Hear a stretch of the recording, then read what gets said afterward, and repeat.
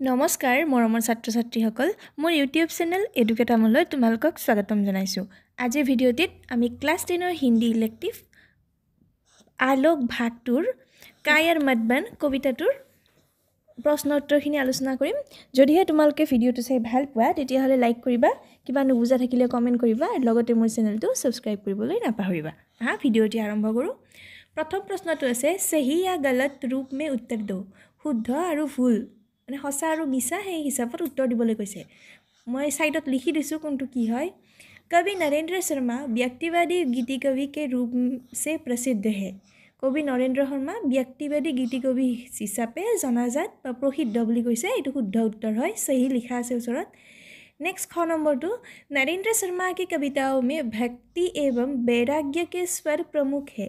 नरेंद्र शर्मार कविताসমূहत भक्ति और वैराग्यर माने कथा देखिবলৈ পোৱা যায়। এইটো ভুল, गलत বুলি লিখা আছে। नेक्स्ट ग नंबर टू আছে पंडित नरेंद्र शर्मा के गीति प्रतिभा के दर्शन सोती अवस्था में ही होने लगे थे। पंडित नरेंद्र शर्मार जितु गीतर ওপৰত সংগীতৰ ওপৰত তেওঁৰ যি প্ৰতিভা আছিল সেয়া তেওঁৰ সৰু কালৰ পৰা দেখিবলৈ পোৱা গৈছিল। এইটো শুদ্ধ হয়, সহি। नेक्स्ट ख नंबर टू আছে कायर मदबन शीर्षक कविता में कवि ने प्रतिहिंसा से दूर रहने का उपदेश दिया है। कायर मदबन कविताটোত কবিয়ে প্ৰতিহিংসাৰ পৰা দূৰত থাকিবলৈ উপদেশ দিছে। কিন্তু এইটো তেওঁ কোৱা নাই যে, তেওঁ কৈছে যে প্ৰতিহিংসা বেয়া, কিন্তু তাতকৈও বেছি বেয়া মানে ভয়াতুৰ হৈ থকাটো, গতিকে তেওঁ এইটো गलत হ'ব। नेक्स्ट कवि ने माना है कि प्रतिहिंसा व्यक्ति की कमजोरी को दर्शाती है। कविয়ে কৈছে যে প্ৰতিহিংসাই মানুহৰ মানে দুৰ্বলতাটো দেখুৱায়। এইটো শুদ্ধ হয়। প্ৰথমটো সহি, তাৰ পিছৰটো गलत, তাৰ পিছৰটো সহি, তাৰ পিছৰটো गलत আৰু তাৰ পিছৰটো সহি ওচৰত দিয়া আছে, তোমালোকে এইটো ভালকে চাই ল'বা। नेक्स्ट 2 নম্বৰ যেটো প্ৰশ্ন আছে হেতুত কৈছে পূৰ্ণ বাক্যমে উত্তৰ দো। সম্পূৰ্ণ বাক্যৰ উত্তৰ দিয়া। পৰীক্ষাত যদি সম্পূৰ্ণ বাক্যৰ উত্তৰ দিবলৈ দিয়ে তেতিয়াহ'লে এটা শব্দত লিখি থৈ নাহিবা, গোটেই লাইনটো কমপ্লিট কৰি লিখিবা। कवि नरेंद्र शर्मा का जन्म कहाँ हुआ था? यार आंसर तो होगा कवि नरेंद्र शर्मा का जन्म उत्तर प्रदेश के बुलंदशहर जिले के जहांगीर नामक स्थान में हुआ था। कवि नरेंद्र शर्मार जन्म कत হৈছিলে उत्तर प्रदेशर बुलंदशहर जिलार जहांगीर नाমৰ ঠাইত হৈছিলে। कवि नरेंद्र शर्मा का जन्म कहाँ हुआ था? कवि नरेंद्र शर्मार जन्म कत হৈছিলে? कवि नरेंद्र शर्मा का जन्म उत्तर प्रदेश के बुलंदशहर जिले के जहांगीर नामक स्थान में हुआ था। कवि नरेंद्र शर्मार जन्म হৈছিলে उत्तर प्रदेशर बुलंदशहर जिलार जहांगीर नाমৰ ঠাইত। ইয়াতে আমি অকল उत्तर प्रदेश বুলি লিখি নথবা, সম্পূৰ্ণ বাক্যত লিখিব দিছে, গোটেই লাইনটো ভালকে লিখিব লাগিব। नेक्स्ट प्रश्न कवि नरेंद्र शर्मा आकाशवाणी के किस कार्यक्रम के संचालक नियुक्त हुए थे? कवि नरेंद्र शर्मा आकाशवाणीर कोनটো कार्यक्रम माने कोनটো प्रोग्रामर তেওঁ সঞ্চালক হিচাপে নিযুক্তি পাইছিলে। कवि नरेंद्र शर्मा आकाशवाणी के विविध भारती कार्यक्रम के संचालक नियुक्त हुए थे। कवि नरेंद्र शर्मा आकाशवाणीर विविध भारती नाমৰ যেটো অনুষ্ঠান আছে সেই অনুষ্ঠানৰ সঞ্চালক হিচাপে নিযুক্ত হৈছিলে। नेक्स्ट प्रश्न द्रौपदी खान काव्य के रचयिता कौन है? द्रौपदी नाমৰ যিখন খণ্ড কাব্য আছে সেইখনৰ ৰচয়িতা কোন? সেইখন কোনে ৰচনা কৰিছিলে? একদম ইম্পৰ্টেণ্ট হয়, মেট্ৰিকত এইটো প্ৰশ্ন দেখিবাই তোমালোকে। এইটো লিখিব লাগিব द्रौपदी खान काव्य के रचयिता है कवि नरेंद्र शर्मा। द्रौपदी नाমৰ যিখন খণ্ড কাব্য আছে সেইখনৰ ৰচয়িতা হ'ল কবি নৰেন্দ্ৰ শৰ্মা। এতিয়া সহজ যেন লাগিছে, পৰীক্ষাত যেতিয়া দেখিবা তেতিয়া কিন্তু টান লাগিব নপঢ়িলে। নেক্সট প্ৰশ্নটো চোৱা, ঘ নম্বৰ कवि ने किसे कठोर ठोकर मारने की बात कही है? कविয়ে কাক মানে ভৰিৰে লঠিয়াই দিব লাগে বুলি কৈছে। কাক কৈছে? कवि ने अपने मार्ग पर आने वाली बाधाओं को ठोकर मारने की बात की है। कविয়ে কৈছে যে আমাৰ জীৱনত আমি যিবিলাক বাধাৰ সন্মুখীন হওঁ সেইবিলাক আমি কি কৰিব লাগে, মানে ভৰিৰে সেইবিলাকক ঠোকাৰ মাৰিব লাগে, ভৰিৰে লঠিয়াই দিব লাগে, মানে সেইবিলাকৰ মানে সাহসেৰে সেই জীৱনত অহা বিপদবিলাকৰ মুখামুখি হ'ব লাগে। नेक्स्ट प्रश्न मानवता ने मनुष्य को किस प्रकार सींचा है? मानवताই মানুহক কেনেকুৱা বনাইছে? मानवता ने मनुष्य को खून पसीने से सींचा है। मानवताই মানুহক কিহেৰে खून पसीना ঘাম আৰু তেজেৰে মানুহক বনাইছে। मानवता ने मनुष्य को किस प्रकार सींचा है? मानवता ने मनुष्य को खून पसीने से सींचा है। नेक्स्ट प्रश्न ব্যক্তি को किसके समक्ष आत्मसमर्पण नहीं करना चाहिए মানুহে কাৰ সন্মুখত নিজকে মানুহে আত্মসমৰ্পণ কৰিব নালাগে কিহৰ সন্মুখত व्यक्ति को अपने मार्ग पर आने वाली बाधाओं के समक्ष आत्मसमर्पण नहीं करना चाहिए মানুহে নিজৰ জীৱনত অহা বা নিজৰ জীৱনৰ ৰাস্তাত অহা যিবিলাক বিপদ বিঘিনি আছে সেইবিলাকৰ ওচৰত কেতিয়াও হাৰ মানিব নালাগে বা কেতিয়াও আত্মসমৰ্পণ কৰিব নালাগে বা কেতিয়াও নিজকে সেইবিলাকত সমৰ্পণ কৰিব নালাগে মানে সেইবিলাকৰ সাহসেৰে মুখামুখি হ'ব লাগে व्यक्ति को अपने मार्ग पर आने वाली बाधाओं के समक्ष आत्मसमर्पण नहीं करना चाहिए नेक्स्ट 3 नंबर प्रश्न से उत्तर दो कवि नरेंद्र शर्मा के गीतों एवं कविताओं की विषयगत विविधता पर प्रकाश डालिए कि लिखिब पर आमी कवि नरेंद्र शर्मा की गीतों एवं कविताओं में व्यक्तिगत प्रणयानुभूति विरह मिलन के चित्र सुख दुख के भाव प्रकृति सौंदर्य आध्यात्मिकता रहस्यानुभूति राष्ट्रीय भावना सामाजिक विषमता प्रगतिशीलता आदि देखने को मिलते हैं माने की बस्तु आमी देखिबोलै पाওঁ हेतुए लिखिले हबो याते की देखिबोलै आमी पाওঁ व्यक्तिगत प्रणयानुभूति माने व्यक्तिगत মানুহৰ ব্যক্তিগত প্ৰেম বিৰহ মিলনৰ চিত্ৰ মানে কিবা এটা বস্তু পাব বিচাৰি নোপোৱাৰ যেটো বেদনা বিৰহ হেতুৰ চিত্ৰ আমি দেখিবলৈ পাওঁ সুখ দুখৰ ভাৱ দেখিবলৈ পাওঁ প্ৰাকৃতিক সৌন্দৰ্য তেওঁৰ কবিতাবিলাকত প্ৰাকৃতিক সৌন্দৰ্যৰ বিষয়ে কোৱা হৈছে আধ্যাত্মিকতা ৰহস্যানুভূতি তাৰপিছত ৰাষ্ট্ৰীয় ভাৱনা সামাজিক বিষমতা প্ৰগতিশীলতা সামাজিক সমাজৰ বিষমতা এইবিলাক সমাজখনত কি আমি মানে নকৰিবলগীয়া বস্তু কিছুমান কি আছে সেইবিলাকো তেওঁৰ যিবিলাক গীত আৰু কবিতা আছে সেইবিলাকত দেখিবলৈ পোৱা যায় আৰু প্ৰগতিশীলতা কেনেকৈ আমাৰ দেশখন প্ৰগতিশীল হৈ আছে মানে উন্নতিৰ পথত আগবাঢ়ি আছে সেই বিষয়েও আমি তেওঁৰ কবিতা আৰু গীতসমূহত দেখিবলৈ পাওঁ नेक्स्ट प्रश्न तो है नरेंद्र शर्मा की काव्य भाषा पर टिप्पणी प्रस्तुत करो नरेंद्र शर्मा जी काव्य भाषा हेतुर ऊपर लिखिब दिसे कि लिखिब पारो आमी नरेंद्र शर्मा की काव्य भाषा सरल प्रांजल एवं सांगीतिक लय युक्त खरीबोली है उन्होंने सहज प्रभावमयी भाषा के जरिए कोमल और कठोर दोनों ही प्रकार के भावों को बखूबी अभिव्यक्ति दी है नरेंद्र शर्मार যিবিলাক কি আছে যিবিলাক কাব্য আছে সেই কাব্যবিলাকৰ ভাষা কি হয় সৰল হয় সহজ হয় প্ৰাঞ্জল হয় আৰু তেওঁ কি কৰিছে সাংগীতিক লয়যুক্ত হয় তেওঁৰ কাব্যসমূহ আৰু সহজ আৰু প্ৰভাৱশালী ভাষাৰ জৰিয়তে তেওঁ কোমল আৰু কঠোৰ দুই প্ৰকাৰৰ ভাৱ তেওঁ কি কৰিছে ভাৱৰ বিষয়ে তেওঁৰ কবিতাসমূহত কি কৰিছে বৰ্ণনা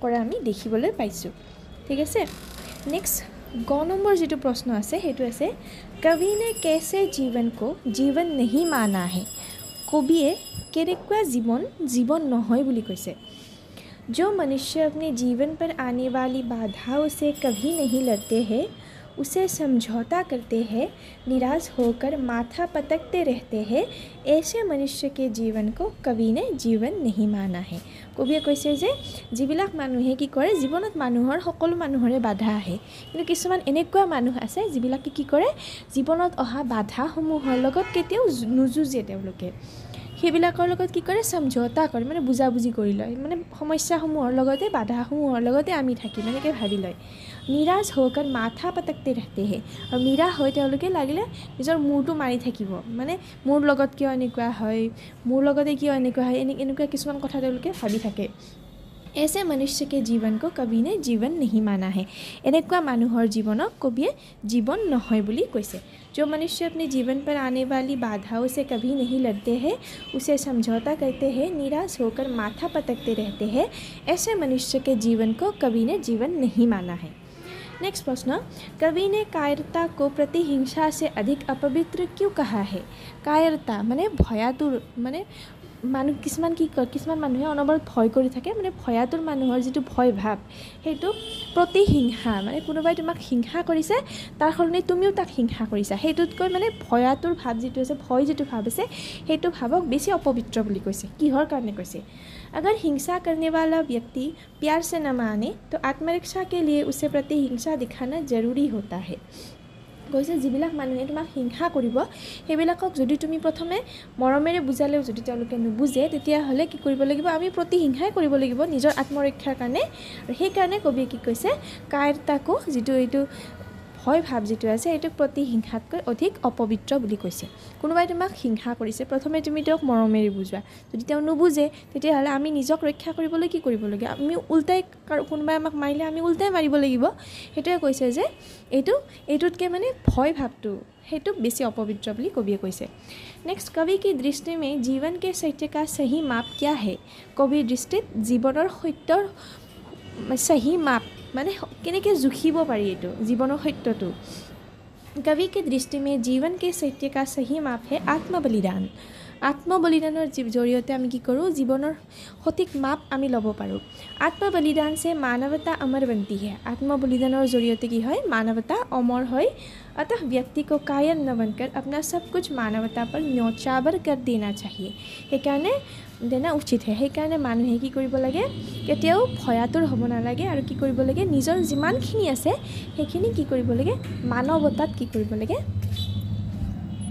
মানুহৰ কল্যাণৰ কাৰণে সেইখিনি কি কৰিব লাগে দি দিব লাগে ঠিক আছে নেক্সট প্ৰশ্নটো চাবা তোমালোকে কি কৈছে 4 নম্বৰ প্ৰশ্ন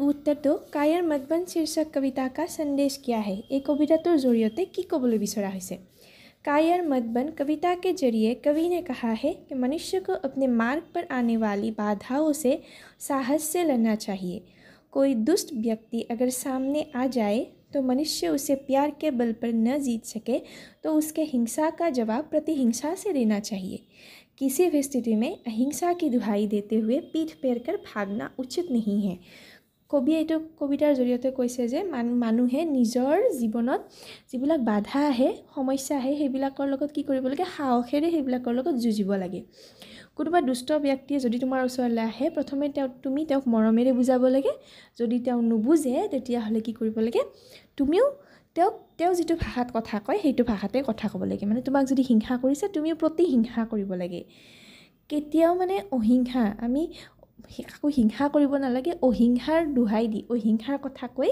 আমি কি কৰিব নালাগে সেই সমস্যাটোৰ পৰা কেতিয়াও পলাব নালাগে এইখিনি নিশ্চয় বুজি পাইছা মানুহক হিংসা কৰাটো বেয়া কথা কিন্তু কি কৈছে যদিহে আমি কেতিয়াবা কি কৰিবলগীয়া হয় নিজক ৰক্ষা কৰিবলগীয়া হয় আৰু কোনোবাই যদি আমাৰ কিবা অপকাৰ কৰে তেতিয়া আমি নিজক ৰক্ষা কৰিবলৈ বা আত্মৰক্ষাৰ হেতু উল্টাই তেওঁক কি কৰিবলগীয়া হ'ব যদি কোনোবাই আমাক ধৰা মাৰিছে আমি কেতিয়াবা এনেকুৱা হয় কোনোবাই তোমাক মাৰিছে তুমি চাই থাকিবা নেকি নিজক বচাবলৈ তুমি কি কৰিবা তেওঁকো এটা মাৰি দিবা মানে কবিয়ে সেইটো কৈছে অহিংসাৰ দুহাই দি কেতিয়াও মানে সমস্যাৰ পৰা পলাব নালাগে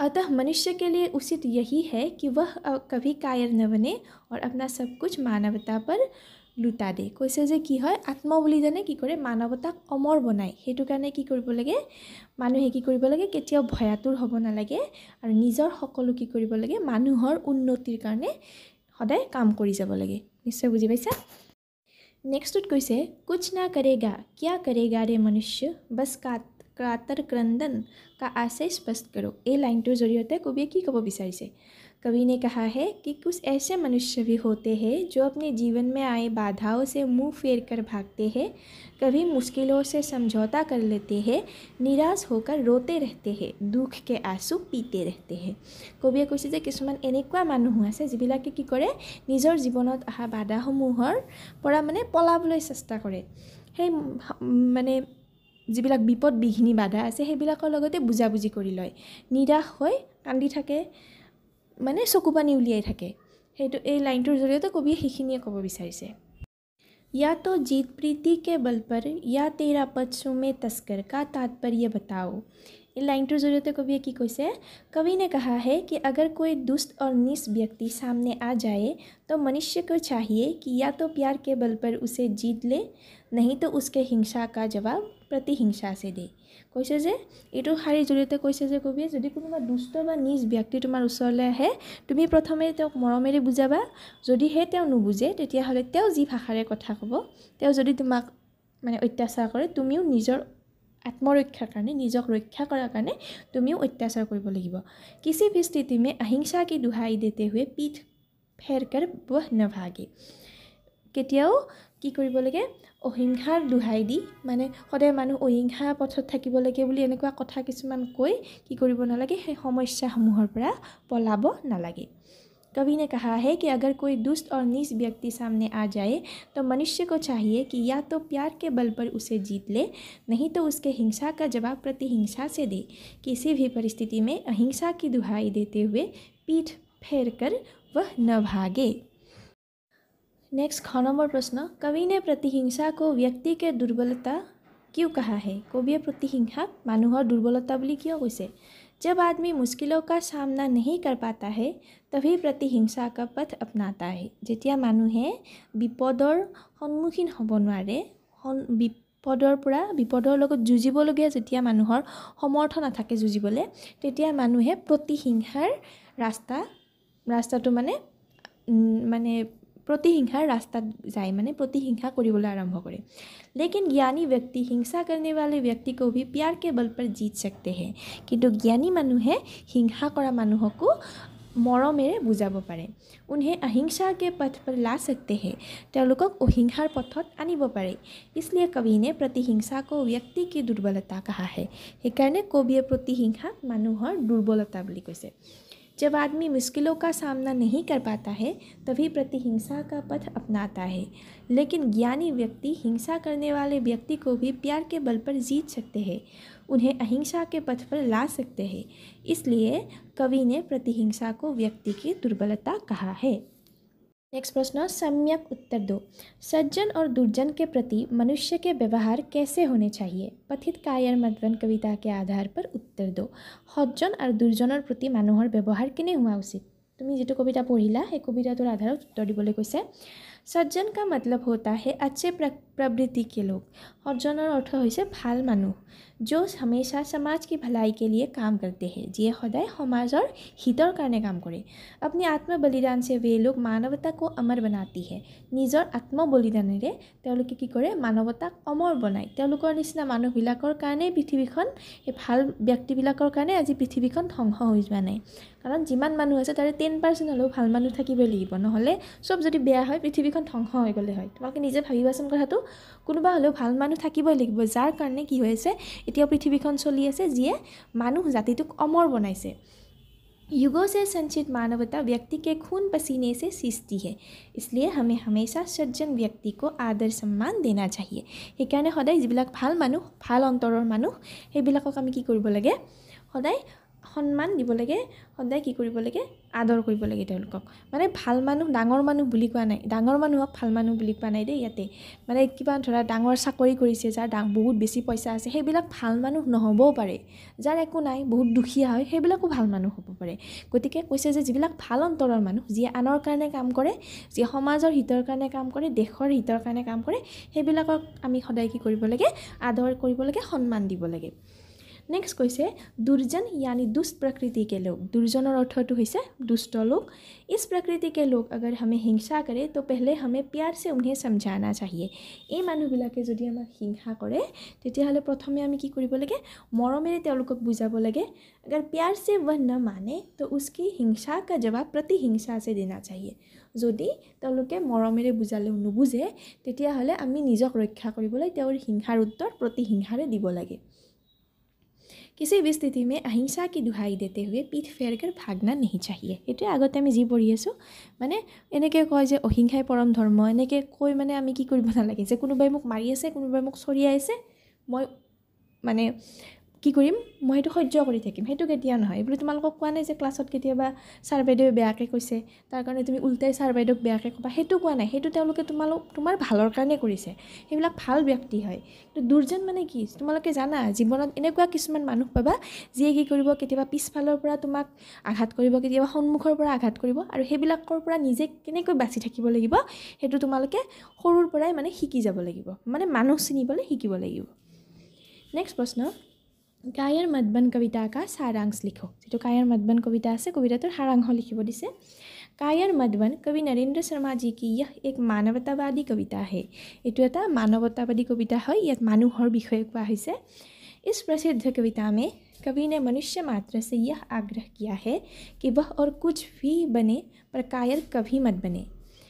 কৈছে যে মানুহৰ যি হ'বলৈ মন আছে সকলো হোক কিন্তু কেতিয়াও কি হ'ব নালাগে কায়াৰ হ'ব নালাগে ভয়াতুৰ হ'ব নালাগে मनुष्य को अपने मार्ग पर आने वाली बाधाओं से साहस और दृढ़ता से लड़ना चाहिए মানুহে নিজৰ জীৱনত যিবিলাক বাধা আহে মানুহৰ জীৱনত সেইবিলাকৰ লগত সাহস আৰু দৃঢ়তাৰে কি কৰিব লাগে যুঁজিব লাগে कभी भी उससे समझौता नहीं करना चाहिए কেতিয়াও সেই সমস্যাসমূহৰ লগত আমি বুজাবুজি কৰিব নালাগে মানে মোৰ জীৱনত যিটো সমস্যা আহিছে এনেকৈ থাকক মই একো নকৰোঁ এনেকৈ চলি যাম সেইবিলাক ভাৱ কেতিয়াও ৰাখিব নালাগে अगर कोई दुष्ट और नीच व्यक्ति सामने आ जाए तो मनुष्य को चाहिए যেতিয়া কেতিয়াবা যদি কি হয় दुष्ट বা नीच व्यक्ति মানুহৰ সন্মুখলৈ আহে তেতিয়া কি কৰিব লাগে মানুহে কৰিব লাগে कि या तो प्यार के बल पर उसे जीत ले नहीं तो उसकी हिंसा का जवाब प्रतिहिंसा से दे হয়তো কি কৰিব লাগে তেওঁলোকক মৰমেৰে জয় কৰিবলৈ চেষ্টা কৰিব লাগে নহলে তেওঁলোকৰ হিংসাৰ উত্তৰ প্ৰতিহিংসাৰে দিব লাগে किसी भी परिस्थिति में अहिंसा की दुहाई देते हुए पीठ फेरकर वह ना भागे যেটো লাইন আগৰ পৰা আমি পঢ়ি আহিছো অহিংসাই পৰম ধৰ্ম সেই বুলি কৈ আমি কেতিয়াও কি কৰিব নালাগে হে মানুহজনৰ পৰা তই মোক মাৰি থাক মই পাতি দিছো গালখন পাতি দিছো চৰিয়াই থাক মোক মাৰি থাক মোৰ অপকাৰ কৰি থাক মই একো নকওঁ হেনেকুৱা কেতিয়াও কৰিব নালাগে 9 নম্বৰ প্ৰশ্ন कवि नरेंद्र शर्मा की साहित्यिक परिचय दो कवि नरेंद्र शर्मा एक भावुक और कल्पनाशील कवि थे कवि नरेंद्र शर्मा एजन भावुक और कल्पनाशील कवि আছিল उनके गीति साहित्य के दर्शन चौथी अवस्था में ही होने लगे তেওঁ गीति साहित्य মানে সাহিত্যৰ ভিতৰত অন্যতম এটা অংশ গীতত তেওঁৰ যিবিলাক তেওঁৰ ৰাপটো মানে তেওঁৰ ৰুচি হেতু সৰুৰ পৰা দেখিবলৈ পোৱা গৈছিল उसके 2 गीत संग्रह विद्यार्थी जीवन में ही प्रकाशित हुई তেওঁৰ গীতৰ দুটা সংগ্ৰহ তেওঁ যেতিয়া পঢ়ি আছিল তেতিয়া প্ৰকাশিত হৈছিল जीवन के अंतिम दिनों तक उसकी लेखनी चलती रही जीवনৰ একেবাৰে শেষ দিনলৈকে তেওঁৰ কি হৈছিল তেওঁ লিখি আছিল उनकी काव्य कृतियों में प्रभात फेरी प्रवासी के गीत पलासवन मिट्टी के फूल हंसमाला रक्त चंदन कदलीवन द्रौपदी उत्तरजय और सुवर्ण এইবিলাক তেওঁৰ কাব্য কৃতিত এইবিলাক গ্ৰন্থ দেখিবলৈ পোৱা যায় নামবিলাক তোমালোকে মুখস্থ কৰিবা কেতিয়াবা যিকোনো এখন কিতাপৰ নাম দি সুধিব যে কোনে লিখিছিল যদি তোমালোকে মুখস্থ নকৰা নৰেন্দ্ৰ শৰ্মা বুলি লিখিব নোৱাৰা গতিকে এটা এটাকৈ তোমালোকে প্ৰত্যেকজন কবি প্ৰত্যেকজন লেখক তোমালোকৰ কিতাপত যে আছে সকলোৰে নামটো লিখিবা আৰু ইফালে তেওঁলোকে কি কি ৰচনা কৰিছিল কোনখন খণ্ড কাব্য কোনখন মহাকাব্য কোনখন গীতি কাব্য কোনটো কবিতা পুথি যি ৰচনা কৰিছিল সেইবিলাক গোটেইখিনি তোমালোকে লিখি ল'বা লিখি মুখস্থ কৰিবা আৰু বানানবিলাক তোমাক লিখি মুখস্থ কৰিবা কাৰণ মই যিমান বহি চাইছো মানে এতিয়ালে এনেকুৱা হয় যে আনসাৰটো লিখিব পাৰে কিন্তু হৰসৈকাৰৰ ঠাই দীৰ্ঘইকাৰ দিব হৰসৌকাৰৰ ঠাই দীৰ্ঘৌকাৰ দিব কেতিয়াবা ওপৰৰ ফুটটো নিদিব যাৰ কাৰণে নম্বৰ কাটা যায় গতিকে যিমান পাৰা তোমালোকে লিখি মুখস্থ কৰিবলৈ চেষ্টা কৰিবা কাৰণ কাব্য বিশেষ रूप से उल्लेखनीय है एकैখন বিশেষভাৱে উল্লেখনীয় करवी मीठी बातें उनका कहानी संग्रह है और कहानी संग्रह এখন হৈছে करवी मीठी बातें उनकी काव्य भाषा सरल प्रांजल एवं सांगीतिक लययुक्त खरीबली है আমি এখিনি পাইছো তেওঁৰ কাব্য ভাষা সহজ সৰল আৰু প্ৰাঞ্জল আছিল তো আজিলৈ ভিডিওটো এখিনিয়ে ভিডিওটো বহুতখিনি দীঘল হৈছে বাকি যিখিনি প্ৰশ্ন উত্তৰ আছে ব্যাখ্যা আৰু গ্ৰামাৰ যিখিনি আছে মই নেক্সট এটা ভিডিও দিবলৈ চেষ্টা কৰিম সোনকালে ভিডিওটো দিম তোমালোকক আৰু যদি তোমালোকে এইটো ভিডিও চাই ভাল পাইছা এটা লাইক কৰি দিবা যদি কিবা নুবুজা আছে কমেন্ট কৰিবা আৰু লগতে মোৰ চেনেলটো সাবস্ক্ৰাইব কৰিবলৈ নাপাহৰিবা ধন্যবাদ